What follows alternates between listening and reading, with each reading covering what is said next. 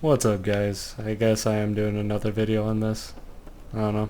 Just it just seems like fun. I didn't get a lot done last time, so I don't know. I think I'll take on the first actual boss of this game. Well, I mean, not really. He's about on track with the asylum demon. But oh well. I think I might do the cheese tactics with this guy. It's not real. No, I'll take him out the like a actual way. It's not a very hard fight, but for those of you that don't know, the easiest way is just he hops from that tower over there, and the easiest way is just to lure him back here. You just climb the ladder repeatedly and do the dive attack on him. Kill him in 3 hits, which I don't know, isn't really the funnest way, but oh, there's the Taurus demon. I'm gonna probably have to fight like a million of him later. At one point, the developers of this game got lazy and just made this area where all the mobs are just 2 bosses from, oh god, previously in the game. Not overly amusing, but pretty funny story about that area. I was one of the end game areas, and I had made it down there at about level like 20-ish, which I guess doesn't mean a lot to people who are good at the game, but that was my first playthrough and I had no idea what was happening. So those were bosses that I had just faced like a few hours ago, and there were like 8 of them all in one place. Can I get this guy to back off the edge? No. Probably not. There's a way you can have this guy just kill himself. It's pretty funny, but I've actually never successfully done it. Oh, I staggered him. I wasted my opportunity. Fireball. Oh god. Not even close. Fireball. You know, I actually might do a predominantly pyromancy build on this character. I've never actually done that, which may surprise, I don't know, the one person watching this video. But yeah, I don't know, I've just never done a pyromancy build. I know it can be powerful, but every time I try and do pyromancy build, it just turns into a generic strength or dex build because I get tired of leveling up my pyromancy flame or finding pyromancies and stuff like that, or doing the quest line to get the good pyromancies. Costs so much humanity. It's stupid. Might actually do invasions on this guy to get that humanity. I don't know. I'm speaking absolute gibberish to those of you that don't know about anything about this game. But oh well. Oh god, why am I leaving Solaire? Alright, say hello to the best character in this game. Solaire. I love how a lot of people complain about unrealistic body images in video games on both male and female sides. But this game doesn't really have that problem. Solaire has the dad bod of legend. And I don't know, I just legitimately enjoy him as a character. Yes, I would like to get in some jolly cooperation. In a land brimming with hollows, could that really be mere chance? So what? Probably not. Yes. Thank you. I would like to have some jolly cooperation. Ha ha ha. I love you. No, but seriously, the first time I played through, he was just a legitimately fun character. I really like Solaire. What was I saying? I don't know what I was saying. I'm gonna get hit by that. Alright. That's the Hellkite dragon. That was the cause of Actually, no, I didn't really die to that too. Like, I don't think I died to that guy once my first playthrough. Mostly because I was too terrified to do anything on that bridge. So basically, just that area didn't exist to me. What I did use it for, though, was a lot of farming of souls, which are the currency and the experience of this game. I think I need 14 in each. I'm just going to pump some into endurance, a little bit in vitality, and that's some good shit. Alright. Yeah, I basically just never visited up there because to go up on the bridge basically just meant death. There was no ifs, ands, or buts about it. And backstab.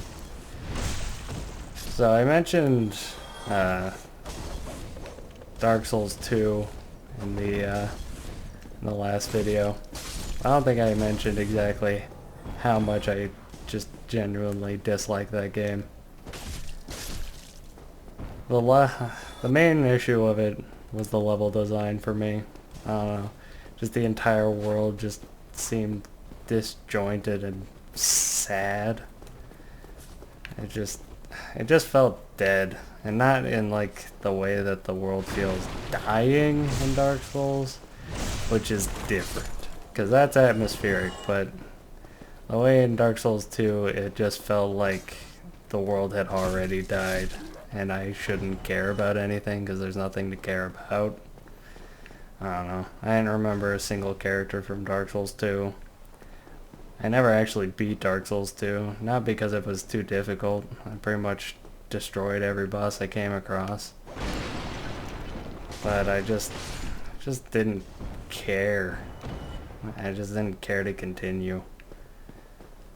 Ow. Still thinking. The one thing I liked about Dark Souls 2 that isn't in Dark Souls 1 is the Ultra Great Sword. That thing is just a lot of fun. But other than that, there's basically... I forgot about the repair box. Do I have a soul to use for that? There's nothing. I mean, I have these, but that's not going to give me anything close to 2,000 souls.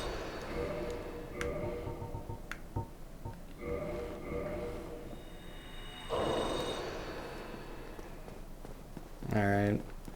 Due to my laziness, I'm not going to edit any of this out, and that includes the part where I just go eat the souls from the bridge. Like, what is that? 3 times? Yeah, 3 times. You're going to get to enjoy me going up the ladder, and down the ladder, and so on and so forth. Anyway, yeah, I just legitimately just disliked Dark Souls 2. And another thing the thing about Dark Souls 1 is that the whole world is just interconnected and everything has a purpose and just there's always something to be looking at and something to explore. But in Dark Souls 2, it felt like a Mega Man style level select, and it's just not what Dark Souls is. I kind of had the same problem with Dark Souls 3. I don't like the fact that there's like a hub world and then you just teleport around from wherever. I kind of like the manual travel of Dark Souls 1. I know fast travel happens later, but the fact that you have to earn it just makes it special. I don't know, there's just something to it. Kind of magic that is lost in the later games. Dark Souls 3 probably came the closest to bringing that back.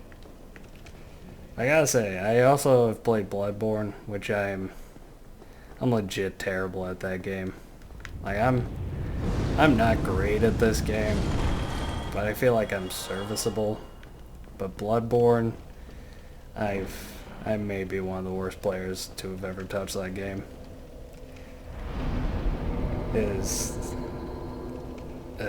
I feel like a grandpa when I play that game because I'm just... everything's too fast and brutal. First time I encountered a werewolf in that game, I just, I don't know, I basically just ran past it straight to the first boss of the game, just because that was pitiful. Anyway, the first boss of the game in order to avoid getting mauled to death. But that game I did beat because while I'm terrible at it, I legitimately enjoyed that game. Like, just everything about it. I'm really into H.P. Lovecraft, so all the Cthulhu-based mythos stuff was just extremely fascinating to me. That and also... Oh, God! Throw me a bone, will you? You haven't got much time anyway. Come on. Why you gotta do that to me? Anyway.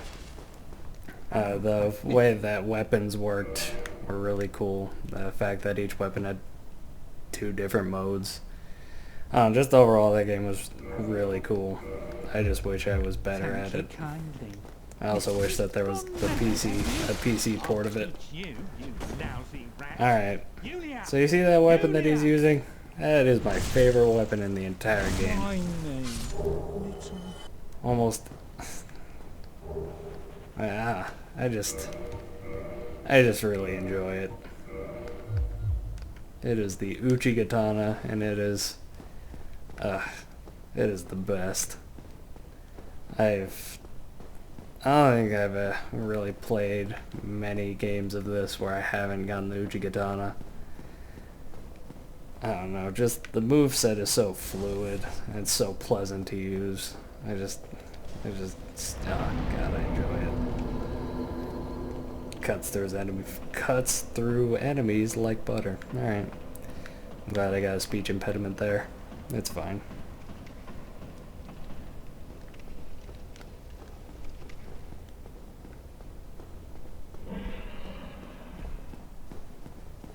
Alright. I got stuck on a wall. That was cool. Anyway. Oh, whoa! Hey, that was really weird.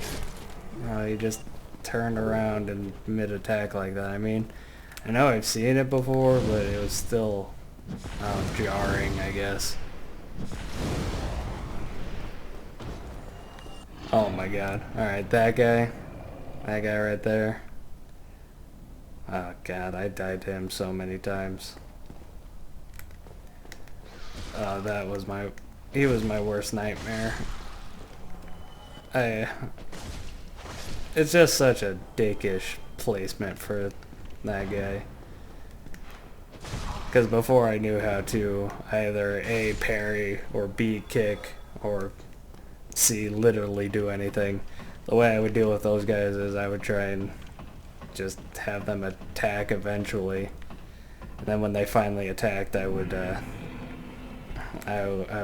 be sidestepping and just try and backstab them. But that guy, since he's on the ledge, I couldn't sidestep. So I actually died just a plethora of times. It was actually atrocious. See? This is what I like to do to these guys. Quick, simple, easy. I feel like there's a boar that's about to attack me. I would be correct in that statement. That boar also gave me some issues my first playthrough because I would just constantly just swing my limp noodle level weapon against its armor and just do nothing. Which, by the way, is not the most effective thing. Whoa. This guy was done being an archer.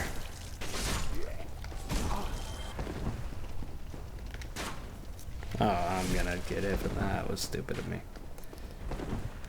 Come on, man. There you go.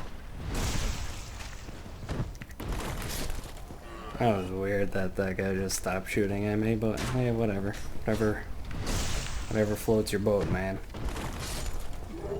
Let's see. Oh, learn skull. Oh, I don't think I actually ever learned what the Alluring Skull did before I found out accidentally through the wiki. I still never use it because I think it's an ultimately useless item, but hey, at least I know it exists. Yeah, I didn't know about the butt stab trick the first million times I played through this area, or other areas where these boars appear. But good lord, it just is immensely useful. Well, you saw how I was doing 14 damage there? Yeah. Imagine me just smacking that for ever, just repeatedly doing that. Anyway, I wasn't actually paying attention to any amount of time during this video, so it may be too long or not long enough, but either way, I think I'm done. Well, this has done it for this video. Well, see ya.